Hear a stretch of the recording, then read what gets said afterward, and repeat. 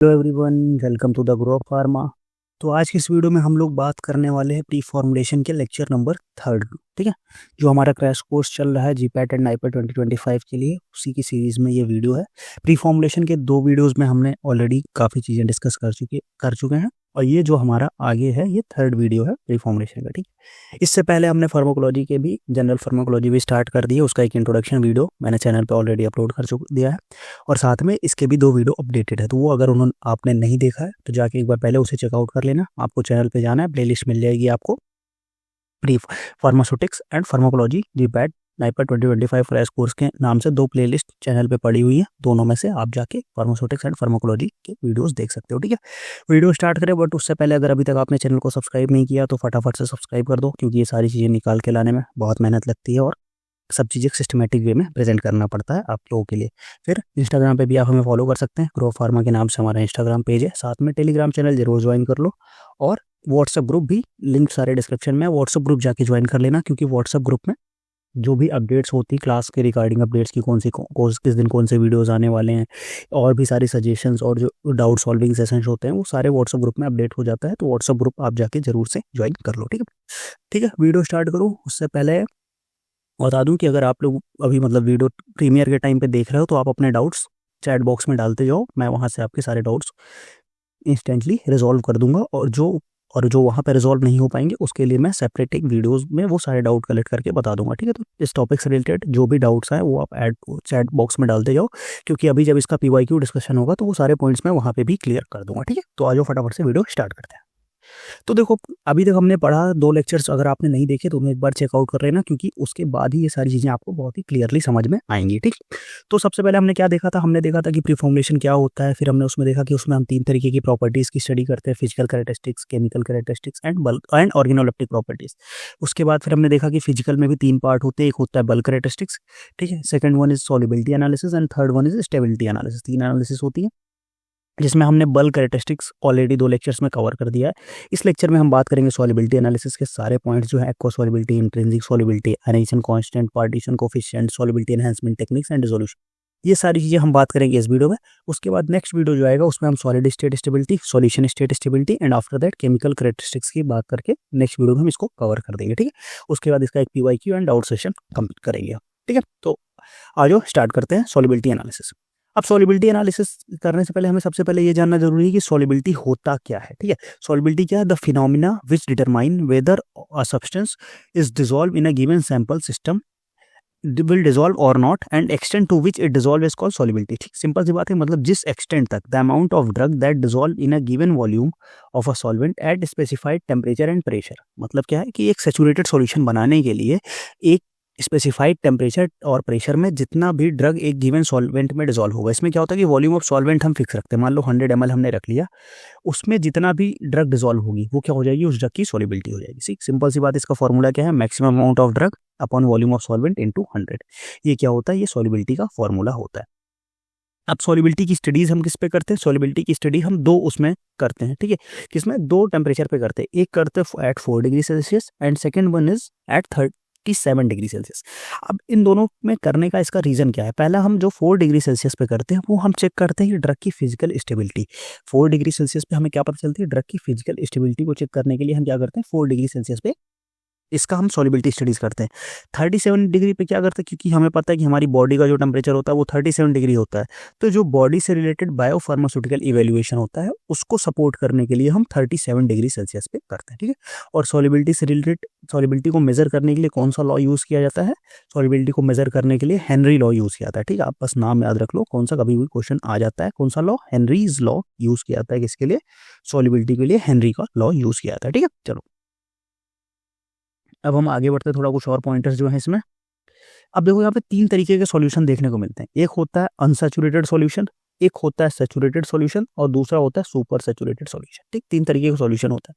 अब देखो कैसे होता है, मान लो हमने क्या किया कि हमने एक 100 ml पानी लिया, उसमें हमने क्या किया कि 1 स्पून चीनी हमने डाली वो डिज़ोल्व कर दी, जैसे इसमें हमने डाला क्या 1 स्पून डाल के डिज़ोल्व कर दिया। बट उसमें हमें क्या है कि अभी और भी डिज़ोल्व हो सकती है, बट हमें क्या करना है, हमें 1 स्पून उतना ही मीठा पीना था तो हमने डिज़ोल्व कर लिया, खत्म। तो ऐसा सॉल्यूशन जिसमें क्या हो कि और भी सॉल्यूट डिज़ोल्व हो सकता है eight normal temperature and pressure, उसको हम क्या बोलते हैं, उसको बोलते हैं अनसैचुरेटेड सॉल्यूशन। फिर क्या होता है कि हमने उसमें और 1 चम्मच डाला, फिर 1 चम्मच और डाला, तो एक ऐसी कंडीशन आ गई जिसके बाद अब उसमें नॉर्मल टेम्परेचर प्रेशर पे डिसॉल्व नहीं हो सकता है, ठीक है। उस कंडीशन को क्या बोलते हैं, सैचुरेटेड सॉल्यूशन। सैचुरेटेड सॉल्यूशन क्या होता है कि ऐसा सॉल्यूशन जिसमें नॉर्मल टेम्परेचर और प्रेशर पे हम उससे ज़्यादा सॉल्यूट उसमें डिसॉल्व नहीं कर सकते, वो क्या होता है, वो होता है सैचुरेटेड सॉल्यूशन। फिर क्या होता है कि जैसे अब नॉर्मल पे तो नहीं हो रहा है, फिर हमने क्या किया कि हमने इसमें डाला, मान लो इसमें हमने 2 चम्मच डाला, डिसॉल्व हो गई। 3 चम्मच डाला तो वो आधा डिसॉल्व हो, इसमें हमने क्या किया 1 स्पून डाला था, इसमें हमने डाला 3 स्पून और डिसॉल्व कितना हुआ 2.5 स्पून डिसॉल्व हुआ, 5.5 बच गया, मतलब हमें इसका पता चल गया कि 2.5 स्पून पे इसका सैचुरेटेड सॉल्यूशन बन सकता है। फिर हमने क्या किया कि इसको थोड़ा सा हीट कर दिया, जब हमने हीट किया तो ये 0.5 जो बचा था ये भी डिसॉल्व हो गया। तो इस तरीके के सैचुरेशन को हम क्या बोलते हैं, सुपर सैचुरेटेड सॉल्यूशन। मतलब क्या कि ऐसा सॉल्यूशन जिसमें हम सैचुरेटेड जो सॉल्युबिलिटी है उससे ज़्यादा सॉल्यूट डिसॉल्व कर दें at different temperature and pressure पे इनहेंस करके। फिर लेकिन सुपर सैचुरेटेड का क्या सीन होता है कि जैसे हमने सुपर सैचुरेटेड पे क्या किया कि हमने, एक मिनट में बताता हूँ, सिंपल सा देखो हमने क्या किया, हमने सबसे पहले बनेगा क्या, सबसे पहले बना अनसैचुरेटेड, ठीक है, अनसैचुरेटेड।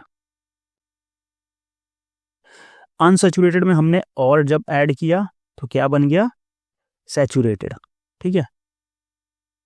फिर हमने क्या किया कि सैचुरेटेड में क्या हुआ कि और ऐड किया प्लस टेम्परेचर और प्रेशर में चेंज किया, तो क्या बन गया, ये बन गया सुपर सैचुरेटेड, ठीक है, ये बन गया सुपर सैचुरेटेड। अब सुपर सैचुरेटेड का क्या सीन है कि जब टेम्परेचर और प्रेशर मतलब जिस जो हमने चेंज किया होगा, जिस चेंज की वजह से वो हुआ होगा, जब क्या होगा ये हट जाएगा तो ये क्या हो जाएगा, ये हो जाएगा क्रिस्टलाइज, ठीक है, ये क्या हो जाएगा क्रिस्टलाइज, ठीक। तो ये होता है, 3 इसमें टर्म हो गया, हमने अनसैचुरेटेड देख लिया, सैचुरेटेड देख लिया, सुपर सैचुरेटेड सॉल्यूशन देख लिया।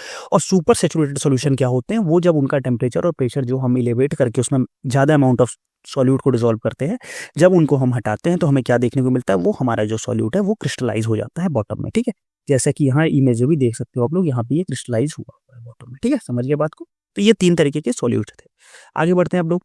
अब क्वेश्चन आपको कहाँ से देखने को मिलेगा, ये जो टेबल है, जब आप पीवाईक्यू सॉल्व करोगे तो पता नहीं कितनी बार इस टेबल से क्वेश्चन आया हुआ है और इस टेबल से क्वेश्चन आएगा।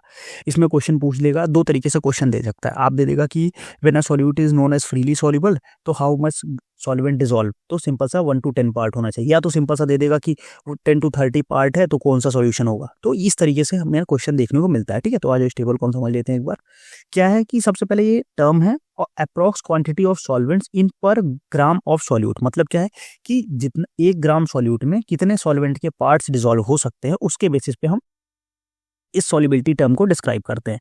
जैसे वेरी सॉल्युबल क्या है कि अगर लेस देन 1 हुआ, ठीक है, मतलब क्या हुआ कि लेस देन 1 पार्ट लगा 1 ग्राम सॉल्वेंट को, सॉरी देखो थोड़ा सा कॉन्सेप्ट यहाँ पे ऐसा नहीं होगा, क्या होगा कि जैसे हमारे पास 1 ग्राम सॉल्यूट है, ठीक है, 1 ग्राम सॉल्यूट है, इसको डिसॉल्व करने के लिए सॉल्वेंट के कितने पार्ट लगेंगे, ठीक है, इसको डिसॉल्व करने के लिए सॉल्वेंट के कितने पार्ट लगेंगे, वो हम किससे पता करते हैं, वो हमारा होता है कि उससे हम सॉल्युबिलिटी टर्म की एनालिसिस करते हैं। जैसे अगर 1 ग्राम सॉल्यूट को डिसॉल्व करने के लिए सॉल्वेंट का 1 से कम पार्ट लग रहा है तो बहुत ज़्यादा सॉल्युबल है। फिर 1 से 10 पार्ट के बीच में लग रहा है सॉल्वेंट तो मतलब वो फ्रीली सॉल्युबल है। अगर 10 to 30 पार्ट लग रहा है तो सॉल्युबल है, और 30 to 100 पार्ट लग रहा है तो स्पेरिंगली सॉल्युबल है। 100 to 1000 पार्ट अगर सॉल्वेंट के लग रहे हैं 1 ग्राम को डिसॉल्व करने के लिए तो स्लाइटली सॉल्युबल है। 1000 to 10,000 पार्ट्स अगर लग रहे हैं तो वेरी स्लाइटली सॉल्युबल है। और अगर 10,000 से ज़्यादा पार्ट्स लग रहे हैं 1 ग्राम सॉल्यूट को डिसॉल्व करने के लिए तो क्या लग रहा है, वो प्रैक्टिकली इनसॉल्युबल। और इसमें से भी से जो मैक्सिमम बार क्वेश्चन पूछा गया वो पूछा गया इस टर्म से, 30 to 100 जो स्पेरिंगली सॉल्युबल टर्म है, इससे कई बार क्वेश्चन पूछा गया। तो इसको ध्यान रखना, पूरी टेबल याद करके रखना, आप कहीं से भी क्वेश्चन पूछा जा सकता है, ठीक है। तो ये थी एक एक्वस सॉल्युबिलिटी और उसके सॉल्युबिलिटी एक्सप्रेशंस। आगे बढ़ते हैं हम लोग। अब इंट्रिंसिक सॉल्युबिलिटी क्या होती है, इंट्रिंसिक सॉल्युबिलिटी S0 से वो करते हैं।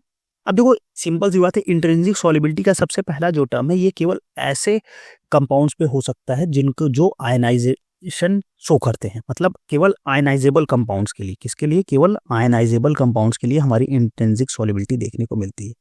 अब आयनाइजेबल कंपाउंड है तो उसकी दो स्टेट में सॉल्युबिलिटी, उसकी दो स्टेट रहेगी। एक होगा वो अनआयनाइज्ड कंडीशन में रहेगा, ठीक है। दूसरा वो किस में रहेगा? दूसरा वो आयनाइज्ड कंडीशन में रहेगा। दो कंडीशन में रह सकता है। तो जब वो अनआयनाइज्ड कंडीशन में रहेगा तब उसकी जो सॉल्युबिलिटी होगी वो होगी कौन सी? वो होती है हमारी इंट्रिंसिक सॉल्युबिलिटी। समझ गए बात को? This is the fundamental solubility of a drug when it is completely un-ionised. मतलब जब ड्रग कंप्लीटली अनआयनाइज्ड स्टेट में रहेगी तो उसकी जो सॉल्युबिलिटी होगी वो होती है हमारी इंट्रिंसिक सॉल्युबिलिटी। अब दो चीजें हो सकती है कि अब फॉर वीक एसिड के लिए जो intrinsic solubility of the drug is determined in a strongly acidic solution. ठीक है, वीक एसिड किसमें? स्ट्रांगली एसिडिक सॉल्यूशन में। क्योंकि हमें ये पता है कि जो एसिडिक सॉल्यूशन है, मतलब वीक एसिड के लिए हम स्ट्रांगली एसिडिक सॉल्यूशन में क्या इंट्रिंसिक सॉल्युबिलिटी डिटरमाइन करेंगे। अभी जब फार्माकोकाइनेटिक पैरामीटर पढ़ाऊंगा तो उसमें ये सारे कॉन्सेप्ट्स और डिटेल में कवर कर दूंगा, तो वहां से जो थोड़े बहुत आपको इसमें डाउट्स हैं वो एग्जैक्ट क्लियर हो जाएंगे, तो उसकी टेंशन नहीं लेना है। अभी बस चीज़ों को समझते हुए चलो।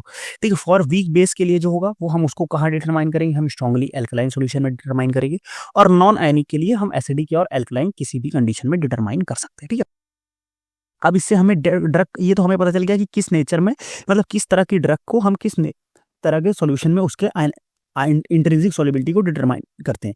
बट अब ड्रग का नेचर कैसे पता चलेगा? अगर ड्रग की सॉल्युबिलिटी एसिडिक सॉल्यूशन में ज़्यादा है, इंक्रीज बढ़ रही है, तो वो क्या हो जाता है? वो होता है वीक बेस। और अगर ड्रग की सॉल्युबिलिटी जो है वो एल्कलाइन सॉल्यूशन में बढ़ रही है तो ड्रग क्या हो जाती है? वीकली एसिडिक हो जाती है।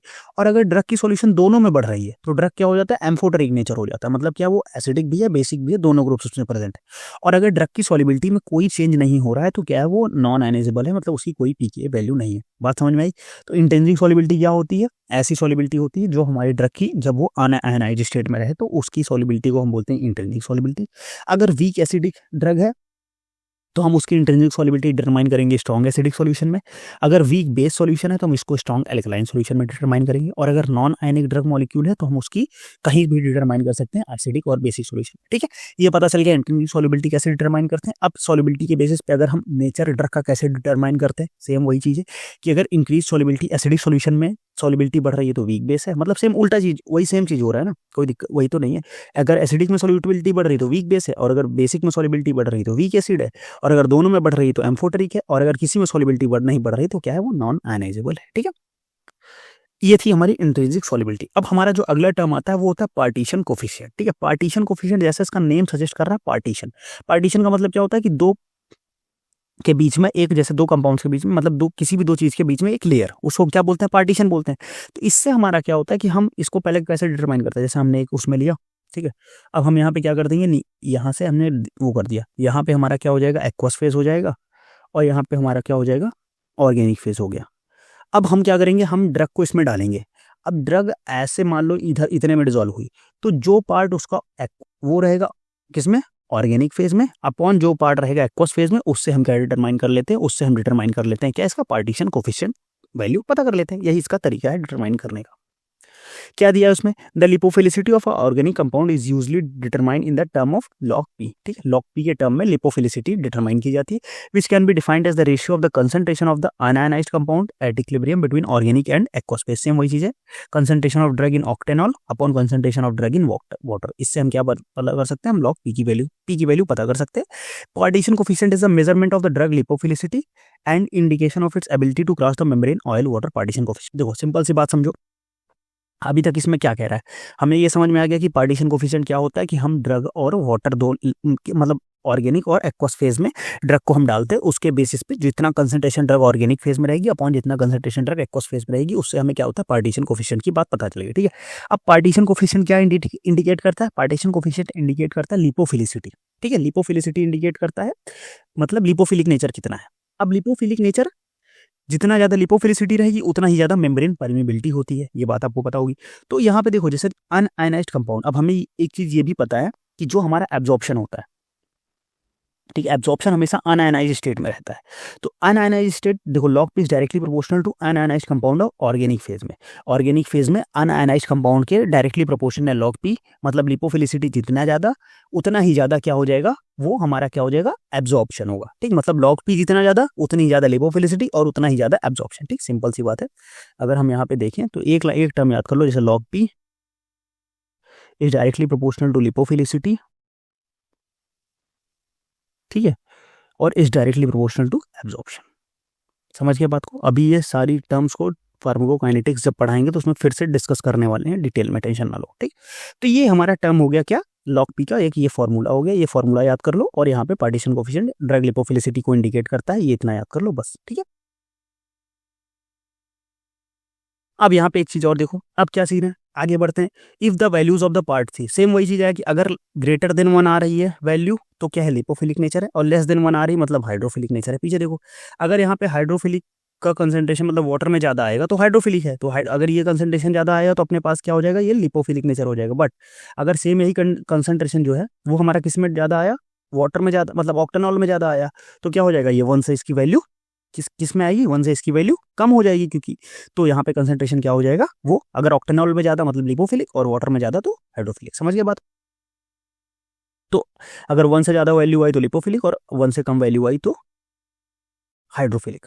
अब बात करते हैं कंपाउंड्स की जो वैल्यू, मतलब अब ये क्वेश्चन होता है कि सर एब्जॉर्प्शन के लिए क्या रेंज होनी चाहिए, तो जो एब्जॉर्प्शन का रेंज होता है लॉग पी की वैल्यू 1 to 3 होनी चाहिए। ये क्वेश्चन पूछा जा सकता है, ये इंपॉर्टेंट पॉइंट है कि जो लॉग पी की वैल्यू होनी चाहिए वो 1 to 3, 1 से 3 के बीच में होना चाहिए, वहां पे क्या होता है, गुड एब्जॉर्प्शन होता है। अब दो चीजें होती है, अगर लॉग पी की वैल्यू, अब इससे ऊपर क्या सीन है, अगर 6 से ज्यादा है या 3 से कम है, then the poor transport characteristics, मतलब परमिबिलिटी तो हो जाएगी बट लिपोफिलिसिटी ज्यादा, मतलब हाई होने पे, इससे ज्यादा होने पे क्या हो जाती है, पुअर ट्रांसपोर्ट कैरेक्टरिस्टिक देखने को मिलती है। Highly non polar molecules have a preference to reside in the lipophilic region of the membrane and very polar compounds show poor bioavailability because of their inability to penetrate the member. सेम वही चीज हमने बताया, polarity non polarity का concept है। There is a parabolic relationship between log P and transport, that is the candidate that exhibit a balance between these two properties will probably show the best oral transportivity. Same वही चीज है कि जितना ज्यादा, अगर मान लो देखो दो चीजें यहाँ पे देखो, अगर लॉग पी बहुत ज्यादा हो जा रहा है तो पुअर ट्रांसपोर्ट हो रहा है, तो मतलब क्या है कि लॉग पी ज्यादा हो बट इतना भी ज्यादा ना हो जाए तो कि ट्रांसपोर्ट पुअर हो जाए। तो अगर सेम यही चीज है कि अगर 1 से 3 के बीच में है तो उनकी जो ओरल बायोअवेलेबिलिटी होती है वो ज्यादा होती है, यही चीज है सी। एक पॉइंट, मतलब देखो यहाँ से क्वेश्चन किससे किससे बन सकता है वो मैं आपको बता दूं। क्वेश्चन आपको बन सकता है इस टर्म से, बन सकता है इससे, और ये जो रेंज है इससे क्वेश्चन बन सकता है। नेक्स्ट जो क्वेश्चन बन सकता है वो मेथड ऑफ डिटर्मिनेशन से, इससे क्वेश्चन पूछा भी जा चुका है कि कौन सा मेथड है लॉग पी को डिटरमाइन करने की। तो सेक फ्लास्क मेथड है, क्रोमेटोग्राफी मेथड, टीएलसी एचपीटीएलसी, और counter current and filter probe method है, ठीक है। ये 3 मेथड है लॉग पी को डिटरमाइन करने के, ठीक है। आगे बढ़ते हैं। अब देखो बीसीएस क्लासिफिकेशन, ये बहुत इंपॉर्टेंट टर्म है, इससे क्वेश्चन डेफिनेटली पूछा जाता है, हर साल इससे क्वेश्चन पूछा जाता है। कुछ नहीं करना है, देखो आपको क्लास 1 2 3 4 4 क्लासेस में BCS bio pharmaceutical classification system है, इसके बेसिस पे ड्रग्स को 4 क्लासेस में डिटरमाइन किया गया, ठीक है। ये वैसे तो मेन टर्म ये बायो फार्मास्यूटिक्स में पढ़ाया जाना है, बट मैं यहाँ पे ही आपको ऐड कर दे रहा हूँ वो चीज़ें जो, क्योंकि जहाँ जहाँ से चीज़ें कोरिलेट हो रही हैं वो मैं ले आ रहा हूँ, ताकि जितना क्वेश्चन आने के उस पर्पज से है वो मैं यहाँ कवर करा दूंगा। बाकी डिटेल जब पढ़ेंगे, जब बायो फार्मास्यूटिक्स की क्लासेस होंगी तो उसमें डिटेल हम पढ़ेंगे, ठीक है। इसमें देखो 4 क्लासेस है, क्लास 1 2 3 4। अब क्लास 1 की क्या होती है, सॉल्युबिलिटी भी हाई होती है, परमिबिलिटी भी हाई होती है। क्लास 2 में क्या होता है, सॉल्युबिलिटी लो होती है, परमिबिलिटी हाई होती है। क्लास 3 में क्या होती है, सॉल्युबिलिटी हाई होती है, परमिबिलिटी लो होती है। और क्लास 4 में क्या होती है, लो परमिबिलिटी और लो सॉल्युबिलिटी दोनों होती है।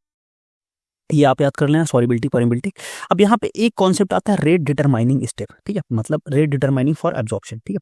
क्या आता है कि एक पॉइंट आता है rate determining step for absorption, rate determining step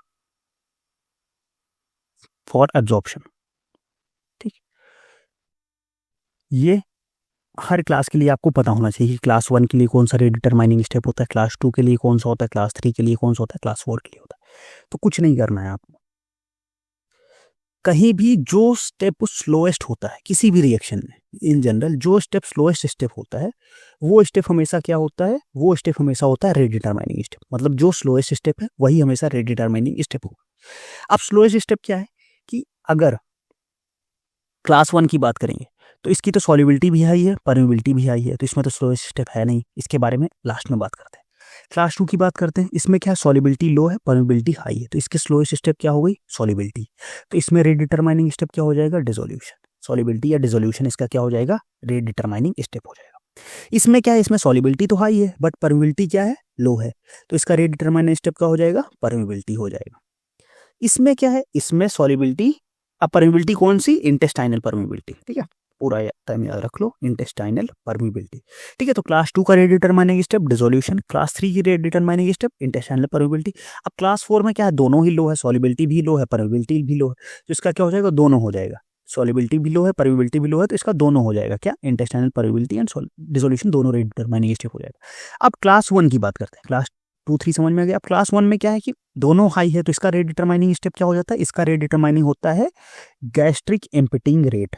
gastric एम्पिटिंग rate मतलब क्या होता है कि जिस रेट से जो हमारा फूड है वो गैस्ट्रिक रीजन को छोड़ के आगे बढ़ रहा है, वो जो रेट होता है वो इसका रेट डिटरमाइनिंग स्टेप होता है क्लास 1 की ड्रग के लिए। ठीक है, गैस्ट्रिक एम्पिटिंग रेट, समझ गए बात को।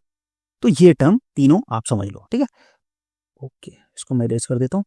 समझ गए बात को, क्लास 1 2 3 4। अब इसके एग्जांपल्स कुछ याद रख लो, लास्ट ईयर 2024 में एग्जांपल से क्वेश्चन पूछा गया था, और इस बार भी चांसेस हैं कि इसके एग्जांपल से क्वेश्चन पूछना है ना। क्लास 1 के ये सारे एग्जांपल्स है, क्लोरोक्विन है, डिल्टियाजम, मेट्रोप्रोल, पैरासीटामोल, प्रोप्रानॉल, थियोफाइलिन, वीरापामिल, ऐसे क्लास 2 क्लास 3 क्लास 4 सारे के लिए। ठीक है, इसके रिलेटेड मैं एक सेपरेट वीडियो भी अगर बोलोगे तो बना दूंगा एग्जांपल से याद करने के लिए, बट अभी यहाँ से याद कर लो। और इसके अलावा भी इसमें क्लासेस अगर हम बात करें तो 2 में 2A 2B भी होता है, बट वो आपके काम की नहीं है, वो आप मास्टर्स में आके पढ़ोगे। तो आप यहाँ पे अभी बस इतना ही याद कर लो, ये इतना सफिशियंट है। ठीक है, आगे बढ़ते हैं हम लोग।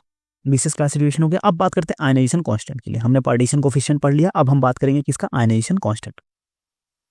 आयनाइजेशन कांस्टेंट किससे रिलेट करते हैं, पीकेए से रिलेट करते हैं। PKa is a negative log of equilibrium coefficient K and is a neutral form of compound. मतलब क्या, सिंपल सी बात है, हमने वहां क्या पढ़ा था, हमने वहां पढ़ा था कि ड्रग किस मतलब लिपोफिलिसिटी की बात करते हैं, ये जो होता है ये आयनाइजेशन का इंडिकेशन होता है। मतलब ड्रग क्या है, आयनाइज्ड रहेगी कि नॉट आयनाइज्ड रहेगी, उसके वो हमें इसके पता चलता है पीकेए से। अब पीकेए पता कैसे चलता है, हेंडरसन हैशेलबैग इक्वेशन से हम पीकेए का पता करते हैं। पीकेए का मतलब हेंडरसन हैशेलबैग इक्वेशन दो तरीके की होती है, एक एसिडिक कंपाउंड्स के लिए, एक बेसिक कंपाउंड्स के लिए। एसिडिक कंपाउंड्स के लिए equal pH is equal to pK plus log ionise upon unionised. ठीक है, ये फॉर्मूला है। और बेसिक के लिए pH is equal to pK plus log unionise upon ionise form, ionise form of the drug and unionise form of the drug, ये दोनों यहाँ पे यूज किए जाते हैं, हेंडरसन हैशेलबैग इक्वेशन। ठीक है, अब यहाँ पे देखो आयनाइजेशन कांस्टेंट से यहाँ से क्वेश्चन उतना खास नहीं बनता है। मेनली आपसे बन सकता है तो हेंडरसन हैशेलबैग इक्वेशन का नाम पूछ सकता है, या दोनों का इक्वेशन पूछ सकता है। यहाँ से जो क्वेश्चन बनेगा वो बनेगा कोलॉजी में, और वो मैं पढ़ाऊंगा आपको जब अभी फार्माकोकाइनेटिक में एब्जॉर्प्शन पढ़ेंगे तो वहाँ पे। ठीक है, तो यहाँ से क्वेश्चन देख लेना एक बार स्लाइड, ये बन सकता है, आगे से क्वेश्चन बन सकता है, यहाँ से क्वेश्चन बन सकता है। क्या बन सकता है कि जो method of determination of the ionization question constant है, यहाँ से क्वेश्चंस आपको देखने को मिल सकते हैं, जैसे कि पोटेंशियोमेट्रिक मेथड हो गया, स्पेक्ट्रोफोटोमेट्रिक मेथड हो गया, पार्टीशन कोफिशिएंट मेथड हो गया, कंडक्टोमेट्रिक मेथड हो गया, सॉल्युबिलिटी मेथड हो गया। ठीक है, अब पता चलता है कि ठीक है हम पीके वो क्यों करते हैं, सिग्निफिकेंस क्या है इसका, from the pK of weak acid और weak base the unionised fraction of the drug can be determined at certain pH. मतलब क्या, सिंपल सी बात है कि हम ड्रग का अनआयनाइज्ड फ्रैक्शन एक सर्टेन पीएच पे पता कर सकते हैं। अब क्वेश्चन आता है कि सर हम अनआयनाइज्ड फ्रैक्शन निकाल क्यों रहे हैं, क्या करेंगे अनआयनाइज्ड फ्रैक्शन निकाल के। अनआयनाइज्ड फ्रैक्शन निकालना इसलिए इंपॉर्टेंट है क्योंकि जो ड्रग का एब्जॉर्प्शन होता है वो केवल अनआयनाइज्ड स्टेट में होता है। आयनाइज्ड स्टेट में ड्रग का एब्जॉर्प्शन उतना नहीं होता, अनआयनाइज्ड स्टेट में ज्यादा एब्जॉर्प्शन होता है। तो एब्जॉर्प्शन का जो ऑर्डर है, अब मेन एब्जॉर्प्शन होने के लिए ड्रग को क्या होना चाहिए, अभी हमने लॉग पी जब देख रहे थे तो हमने देखा था कि लिपोफिलिसिटी होनी चाहिए, तब उसका एब्जॉर्प्शन होता है। और अब हमने देखा कि अनआयनाइज होना चाहिए, तो जो सबसे बेस्ट एब्जॉर्प्शन होगा वो होगा अनआयनाइज एंड लिपोफिलिक, उसके बाद आयनाइज लिपोफिलिक, फिर अनआयनाइज हाइड्रोफिलिक एंड लास्ट में आयनाइज हाइड्रोफिलिक। ये एब्जॉर्प्शन का ऑर्डर है। ठीक है, मतलब मेन आपको देखा जाए तो अनआयनाइज का एब्जॉर्प्शन जो होता है, अनआयनाइज का ज्यादा होता है आयनाइज से, और सेम कंडीशन में जो हमारा लिपोफिलिक होता है उसका ज्यादा होता है किसका, हाइड्रोफिलिक से आयनाइज।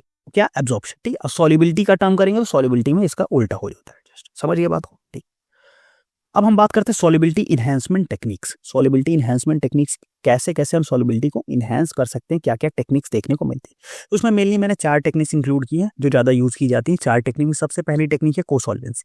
कोसॉल्वेंसी में क्या होता है, सिंपल सा कोसॉल्वेंट्स यूज करते हैं हम सॉल्युबिलिटी इनहेंसमेंट टेक्निक्स में, उसको हम बोलते हैं कोसॉल्वेंसी। सिंपल से देखो कैसे करते हैं, मान लो कि एक हमारे पास ड्रग है। ठीक है, ठीक है, ड्रग की क्या है कि पुअर वाटर सॉल्युबिलिटी, ड्रग की क्या है, पुअर सॉल्युबिलिटी है।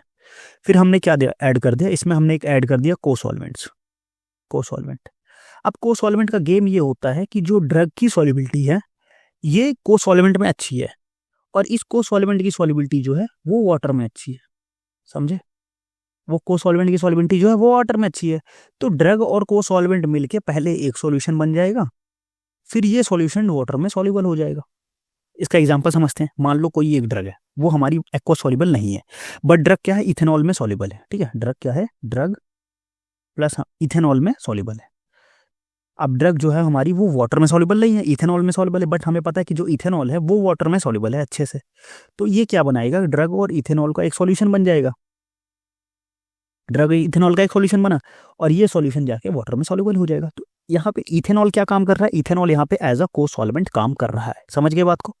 को सॉल्वेंट का और क्या क्या एग्जांपल है, को सॉल्वेंट्स के और एग्जांपल है हमारा इथेनॉल है, सॉर्बिटॉल है, मैं लिख दे रहा हूँ देखो, एक मिनट, इथेनॉल है, दूसरा एग्जांपल है इसका सॉर्बिटॉल है।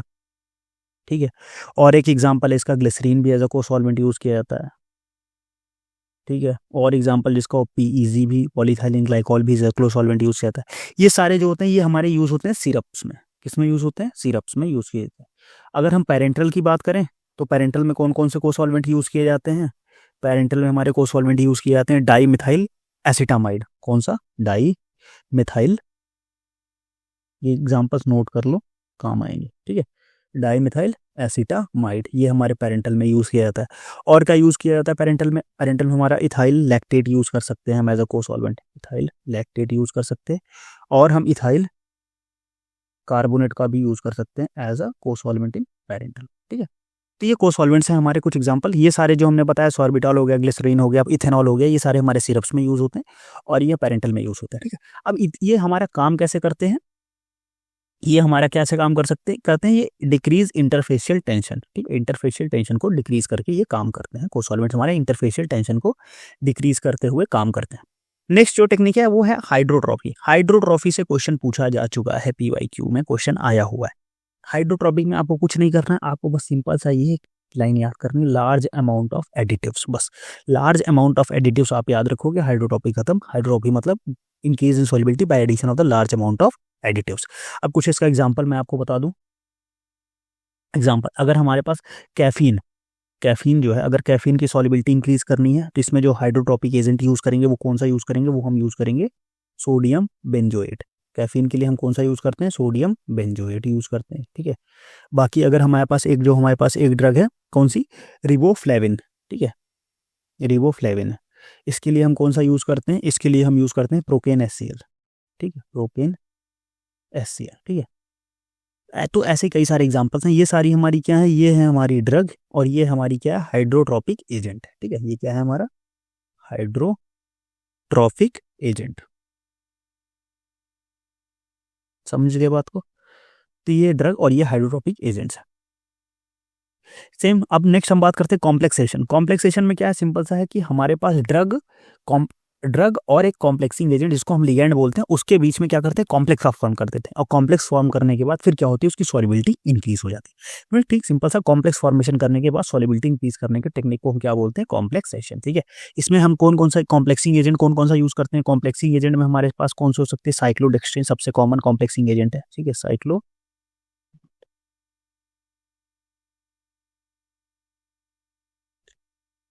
साइक्लोडेक्स्ट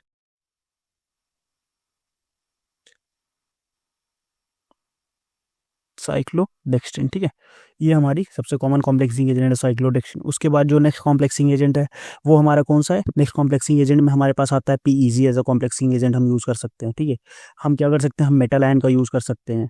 ठीक है, पीईजी के साथ हम और भी कुछ अदर भी पॉलीमर्स जो हैं वो भी हम यूज कर सकते हैं एज अ कॉम्प्लेक्सिंग एजेंट। तो ये सारे जो हैं वो कॉम्प्लेक्सिंग एजेंट्स के रूप में हम यूज कर सकते हैं। अब नेक्स्ट वन इज सोल्युबलाइजेशन। सॉल्युबलाइजेशन मतलब सिंपल सा, increase the solubility of the poorly water soluble drug by using the surfactant. Surfactant के यूज से हम जो सॉल्युबलाइजिंग एजेंट यूज करते हैं वो हम मतलब सर्फेक्टेंट से हम जो सॉल्युबिलिटी को इनहेंस करते हैं उसको हम बोलते हैं सॉल्युबलाइजेशन। अब इनके जो HLV वैल्यूज क्या होती है, ऐसे HLV values of the best solubilising agent की HLV वैल्यूज क्या होती है, 15। ठीक है, 15 होती है। एग्जाम्पल कुछ इसके हैं, जैसे ट्विन हो गया, सर्फेक्टेंट का कुछ एग्जाम्पल आप याद कर लो, ट्विन हो गया। ठीक है, ब्रिज हो गया ना, म्रिज हो गया, पॉलीऑक्सीथाइलिन सॉर्बिटॉल हो गया। ये सारे कुछ ऐसे एग्जांपल्स हैं जो हमारे सॉल्युबलाइजेशन सर्फेक्टेंट का जो एग्जांपल है। ठीक, जो तो ये सारी टेक्निक्स हैं किसकी, सॉल्युबिलिटी इनहेंस करने की। ये टेक्निक्स हैं हमारी, अलग अलग टेक्निक्स कौन कौन सी हमारे पास अलग अलग टेक्निक्स है, जैसे को सॉल्वेंसी हो गया, हाइड्रोट्रॉपी हो गया, कॉम्प्लेक्सिंग एजेंट हो गया, सॉल्युबलाइजेशन, कॉम्प्लेक्सेशन, सॉल्युबलाइजेशन, ये सारी टेक्निक्स है। ठीक है, अब आगे बढ़ते हैं। हमारा आज की वीडियो का जो लास्ट पार्ट है वो है डिसोल्यूशन। ठीक है, डिसोल्यूशन सिंपल सा कुछ नहीं है। Dissolution is a process by which a solute, solid, liquid और gas disperse and form a homogeneous solution when mixed as a solvent. मतलब क्या है कि जो हमारा सॉल्यूट है उसको सॉल्वेंट में डिसॉल्व करने का जो प्रोसेस होता है उसी को हम क्या बोलते हैं, डिसोल्यूशन। इसमें क्या होता है कि breaking of intermolecular bonds in the solute, solute के बीच में इंटरमॉलिक्यूलर बॉन्ड का ब्रेक होता है और new interaction between the solute and solvent molecule, solute और सॉल्वेंट मॉलिक्यूल के बीच में नए इंटरेक्शन का फॉर्मेशन होता है, उसी प्रोसेस को बोलते हैं डिसोल्यूशन। अब डिसोल्यूशन में एक मेन इक्वेशन जो गवर्न करता है वो होता है नॉइस व्हिटनी इक्वेशन, जिसमें फॉर्मूला होता है dm/dt is equal to a into d/h into CS-c। अब यहाँ पे m जो है वो होता है मास, मॉलिक्यूलर मास, t जो है वहाँ पे टाइम है, c क्या है, concentration of solute dissolve in a particular concentration particular time, CS जो है इक्विलिब्रियम सॉल्युबिलिटी, d जो है तुम्हारी वो डिफ्यूजिविटी है, h जो है apparent thickness of the aqueous solution और a जो है सरफेस एरिया है। समझ गए बात को।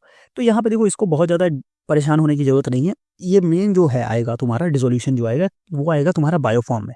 बायोफॉर्म में केवल नॉइस व्हिटनी नहीं, modified noise Whitney, dampers model, कई सारे मॉडल्स हैं, तो वहाँ पूरा हम इसको डिटेल में पढ़ने वाले हैं।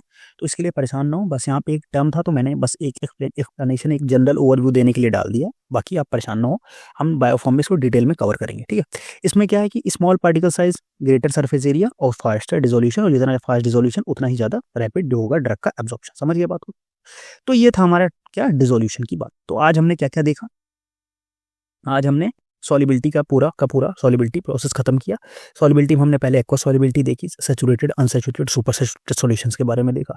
फिर हमने सॉल्युबिलिटी एक्सप्रेशंस के बारे में देखा, very soluble, freely soluble, soluble, अलग अलग टर्म्स देखे हमने। फिर हमने देखा क्या, इंट्रिंसिक सॉल्युबिलिटी के बारे में देखा जो केवल अनआयनाइज्ड स्टेट में रखी होती है। फिर हमने देखा पार्टीशन कोफिशिएंट, जिससे हमें क्या पता चलता है, जिससे हमें लिपोफिलिसिटी के बारे में पता चलता है। फिर हमने क्या देखा, फिर हमने देखा पार्टीशन कोफिशिएंट्स के वैल्यूज़ के बारे में पता देखा और उसके मेथड्स ऑफ डिटर्मिनेशन के बारे में देखा कि कैसे डिटरमाइन करते हैं। फिर हमने BCS क्लासिफिकेशन के बारे में देखा और साथ में उनके डिटरमाइनिंग स्टेप्स के बारे में भी पता किया। फिर हमने आयनाइजेशन कांस्टेंट के बारे में देखा। फिर हमने देखा उसका सिग्निफिकेंस और सारी चीज़ें, और हमने सॉल्युबिलिटी एनहांसमेंट की टेक्निक्स देखी, को सॉल्वेंसी हो गया, हाइड्रोट्रॉपी हो गया, कॉम्प्लेक्सेशन हो गया, सॉल्युबलाइजेशन हो गया। और फिर हमने डिसोल्यूशन पैरामीटर्स के बारे में बात की कि डिसोल्यूशन कैसे होता है, क्या चीज़ें होती हैं, जो हम बायोफॉर्म में और डिटेल में डिस्कस करने वाले हैं। इससे हमारा सॉल्युबिलिटी का, इससे हमारा क्या हो गया कि सॉल्युबिलिटी खत्म हो गया। अब हमारा जो फिजिकल कैरेक्टरिस्टिक्स की बात करें तो फिजिकल कैरेक्टरिस्टिक में हमारे पास केवल एक कैरेक्टरिस्टिक बच रही है, स्टेबिलिटी एनालिसिस, जो मैं नेक्स्ट वीडियो में कवर कर दूंगा। और स्टेबिलिटी के साथ साथ नेक्स्ट वीडियो में मैं कोशिश करूंगा कि केमिकल कैरेक्टरिस्टिक्स भी खत्म हो जाए डिटेल में, ठीक है। तो ये वीडियो आज हम यहीं पे एंड करेंगे। आपको कैसा लगा वीडियो कमेंट सेक्शन में ज़रूर बताओ, और अगर कोई भी डाउट होता है, कुछ क्वेश्चन होता है तो आप कमेंट बॉक्स में पूछ सकते हो। और साथ में आप मेरे को व्हाट्सअप चैनल ज्वाइन कर लो, व्हाट्सअप ग्रुप ज्वाइन कर लो, वहाँ से आप ग्रुप में मैसेज नहीं, आप मेरे को डायरेक्ट पर्सनल मैसेज कर सकते हो। बीच बीच में ग्रुप में मैसेज भी, जब डिस्कशंस होते हैं तो वहाँ पे मैसेज मैं ओपन कर देता हूँ, तो वहाँ पे भी कर सकते हो। टेलीग्राम चैनल ज्वाइन कर लो जाके, वहाँ नोट्स और बाकी सारी चीज़ों के लिए। इंस्टाग्राम पर भी आप हमें फॉलो कर सकते हो, ठीक है। और बाकी नेक्स्ट वीडियो फिर हम इसके बाद कोलॉजी के वीडियोस भी अपलोड हो रहे हैं, तो जाके चैनल पे एक बार चेकआउट कर लो, ठीक है। तो फिर आज की वीडियो में इतना ही, मिलते हैं नेक्स्ट वीडियो में, तब तक के लिए बाय बाय।